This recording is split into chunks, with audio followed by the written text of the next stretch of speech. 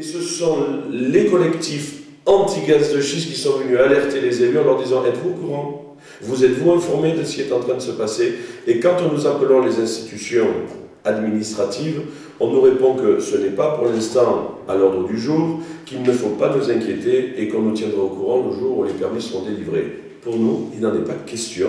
Nous voulons être au courant avant pour donner notre avis et que nous soyons détenteurs des tenants et des aboutissants économiques et que nous puissions répondre, vous voulez supprimer des postes et combien allez-vous en créer? On veut au moins pouvoir parler en tant qu'élu, en tant que responsable de ce département.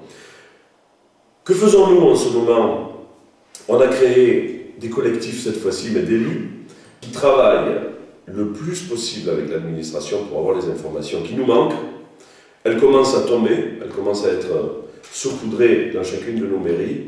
Ça va aller beaucoup plus loin car nous nous organisons et nous avons là pris le relais d'un certain nombre de collectifs d'Ardèche notamment. Les Ardéchois ont fait un travail vraiment très très important. D'ailleurs, après en avoir été alerté, le président de la République, Nicolas Sarkozy, a supprimé 3 permis, dont un qui était en Ardèche, Matondy, ce qui prouve bien qu'il y a un respect du gouvernement quand les élus s'organisent de comprendre les risques et les difficultés sur ce dossier. C'est ce que nous voulons faire.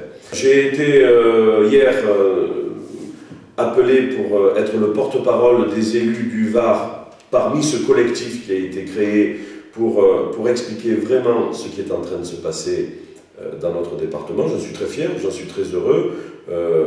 Je souhaite que ce dossier se termine le plus rapidement possible et que je sois le moins longtemps possible le porte-parole, ce qui signifiera que le permis de Bourguignon n'est plus à l'ordre du jour et qu'on peut continuer de travailler et développer ce qui est notre véritable métier, la qualité de la vie de nos habitants, les efforts nécessaires financiers que nous devons faire pour faire en sorte que les gens vivent de mieux en mieux dans notre territoire. Et là, il y a des milliers de sujets à travailler, les réseaux routiers, les navettes scolaires, tous les dossiers qui permettent aux gens de vivre beaucoup mieux. L'exploration et l'exploitation du gaz de schiste sont des directions qui nous font aller à l'envers de ce que nous souhaitons pour ce secteur-là.